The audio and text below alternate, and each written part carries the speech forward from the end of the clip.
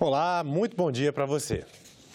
Especialistas em defesa nacional, indústria de armamentos e relações internacionais em cenário de possíveis conflitos são os convidados de hoje para o ciclo de debates da Comissão de Relações Exteriores. O repórter Paulo Acrísio tem mais informações. Donald Trump pressiona os países da OTAN para que aumentem o orçamento da defesa.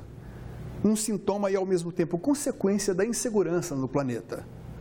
Até que ponto o crescimento dos gastos militares representa uma oportunidade para a indústria bélica brasileira? Será viável uma parceria com os países da Europa?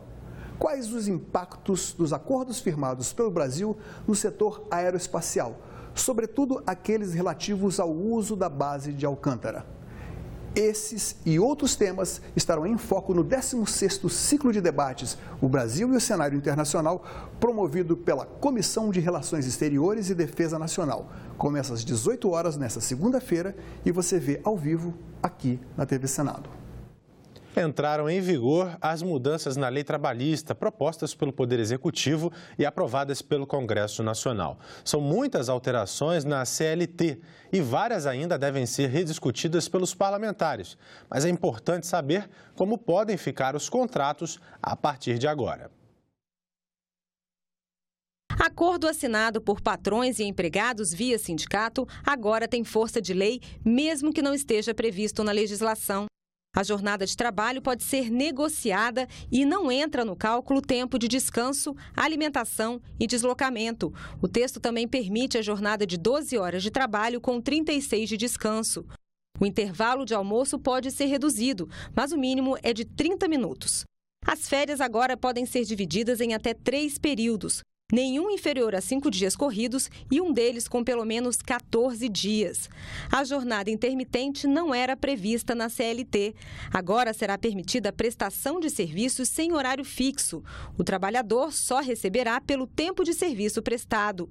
O texto também reforça a lei da terceirização, sancionada em março pelo presidente Temer. Ela valerá para qualquer função na empresa, mas a nova lei exige uma carência: 18 meses para o empregado demitido ser contratado como pessoa jurídica ou terceirizado. A partir de 2018, paga o imposto sindical quem quiser. A contribuição opcional continua equivalendo a 1 dia de trabalho por ano. A reforma trabalhista criou a demissão em comum acordo.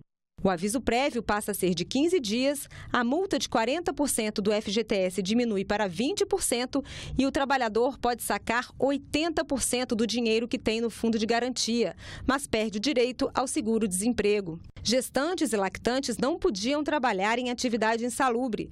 Pela nova lei, a proibição só vale para funções de grau máximo, como operar raio-x e cuidar de pacientes com doenças contagiosas. Atividades com grau médio ou mínimo de insalubridade são permitidas, a não ser que as grávidas apresentem atestado médico. Quem ganha menos de R$ 2.212 tem direito à justiça gratuita, mas se perder uma ação trabalhista, vai pagar os custos do processo e os honorários da perícia. E em caso de ações por danos morais, a indenização será proporcional ao salário. Para o governo, empresários e parte do Poder Judiciário, a reforma trabalhista vai gerar empregos. Para a oposição, sindicalistas e muitos juízes do trabalho, ela tira direitos. A lei entra em vigor sem acabar com a polêmica que marcou as discussões sobre o projeto. Calma, gente!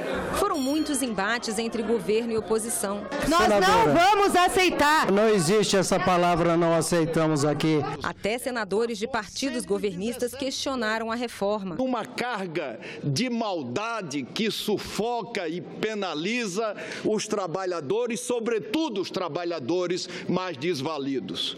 Está reaberta! Na Comissão de Assuntos Econômicos, houve tumulto. A oposição conseguiu rejeitar o texto na Comissão de Assuntos Sociais. Mas em plenário o governo venceu com sobra. Votaram sim 50 senhoras e senhores senadores, não 26, uma abstenção. A matéria foi aprovada com o compromisso do governo de fazer ajustes nos pontos mais polêmicos. A negociação envolveu, entre outros itens, o trabalho de gestantes em locais insalubres, a jornada intermitente e as 12 horas de trabalho com 36 de descanso. Mas a promessa de amenizar a reforma não diminuiu a polêmica, dentro e fora do Congresso Nacional. Se questionada na Justiça, parte da nova lei pode não ser aplicada, segundo a Associação Nacional dos Magistrados do Trabalho, que representa 4.000 juízes. É que a lei, em diversas passagens, ela está em desencontro com a Constituição do Brasil. E os juízes, de acordo com a sua independência funcional, eles têm obrigação de fazer valer a Constituição. E em outros pontos, essa lei que abrange quase 200 dispositivos, ela também está em desencontro com convenções internacionais que o Brasil ratificou. E os artigos questionáveis são vários. A chegada de um elemento novo, até então desconhecido para nós, que é a questão do trabalho intermitente. A questão que a gente costuma chamar de tarifação do sofrimento alheio, no limite da indenização compensatória por perdas e danos. As partes relacionadas à medicina e segurança do trabalho, como intervalo, extensão da jornada, além das possibilidades de negociação direta entre trabalhador e empregador. Mas o judiciário está dividido. O presidente do TST, instância máxima da Justiça Trabalhista, diz que a nova lei não fere a Constituição e defende a flexibilização de direitos. Ao jornal Folha de São Paulo, Ives Gandra também afirmou não ver problemas no artigo da reforma que prevê indenização por danos morais proporcional ao salário. Durante a semana, as declarações repercutiram no Senado. Reconhece que essa reforma nada mais é do que uma retirada, do que uma subtração dos direitos dos trabalhadores. O que está na lei tem que ser cumprido. A gente tem visto algumas reações, mas muito na linha política, né? Que, aliás, não deveriam ser feitas por juízes que têm que se manifestar nos autos. Mas eu acho que nós estamos vivendo um momento tão confuso no Brasil que, às vezes, as pessoas tendem a se colocar em posições antagônicas até sem terem esse tipo de representatividade para tal. Mas, sem dúvida nenhuma, a nossa posição é de esperar o cumprimento da legislação e, portanto, a ampliação maciça de contratações para o Brasil. E as dúvidas sobre a aplicação das novas regras da reforma trabalhista são tema da entrevista com o consultor Pedro Neri. Ele é especialista em economia do trabalho e conversa com a jornalista Dinalva Ferreira. Pedro, o que da reforma trabalhista já começa a ter efeitos práticos e o que ainda precisa de uma regulamentação? Olha, tudo na verdade tem efeitos práticos, mas houve um entendimento entre lideranças do Senado e o Poder Executivo de que alguns aspectos da reforma trabalhista seriam alterados por meio de uma medida provisória ou de um projeto de lei. Então é possível que alguns pontos, como o trabalho intermitente, a jornada 12 por 36, sejam alterados e rediscutidos aqui no Congresso Nacional para limitar um pouquinho a sua abrangência. Então pode ser que, digamos que o início efetivo dessa reforma demore mais algumas semanas. Bom, foram mais de 100 mudanças na CLT, mudanças que provocaram protestos de trabalhadores. O trabalhador realmente ele perde? O que ele perde, o que ele ganha com essa reforma? Olha, o entendimento da Casa não foi de que havia perda de direitos, tanto que os direitos trabalhistas estão regulamentados pela Constituição e a reforma trabalhista foi aprovada por meio de um projeto de lei, então por uma norma infraconstitucional. Então o entendimento vencedor na Casa é de que não havia perda de direitos. De uma maneira geral, os efeitos esperados com a reforma trabalhista por economistas e especialistas é um ganho expressivo ao longo dos anos no emprego formal, quer dizer, mais empregos com carteira assinada e também talvez ganhos de renda, do que no jargão dos economistas a gente chama de produtividade.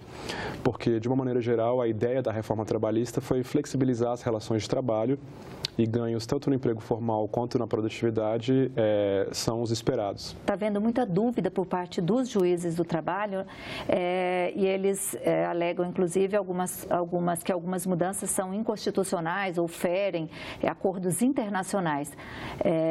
Qual é a sua opinião sobre isso? Existem alguns aspectos que são um pouquinho controversos e que, de fato, devem ser mais bem compreendidos depois de uma medida provisória ou um projeto de lei. Por exemplo, a jornada 12 por 36 por acordo individual. O entendimento do Senado, da CCJ, foi de que isso é possível, mas os senadores, por meio desse acordo, gostariam que fosse apenas por negociação coletiva. E o entendimento de associações de juízes, como a ANAMATRA, é de que isso é inconstitucional. Então, esse tipo de minúcia, de detalhe, de dúvida, vai ser sanado eventualmente com um projeto de lei, uma medida provisória. Agora, eles alegam também que pode gerar interpretações diferentes, inclusive essa coisa de está valendo, vale para os contratos, para as ações antigas ou só para as ações novas? Eu acho que o entendimento que vai acabar sendo predominante é que apenas novos contratos, que a lei só vai se aplicar a novos contratos e também que as novas regras de judicialização também só vão se aplicar a novas ações. Quer dizer, quem entrou com uma ação trabalhista anteriormente não poderia sofrer as sanções, por exemplo, de caso perda a sua ação, como novas ações sofreriam. Tá certo. Muito obrigada. Eu que agradeço. E nós ficamos por aqui. Você pode rever as reportagens desta edição na nossa página na internet, senado.leg.br/tv. Obrigado pela sua companhia, pela sua audiência e continue sintonizado aqui na TV Senado.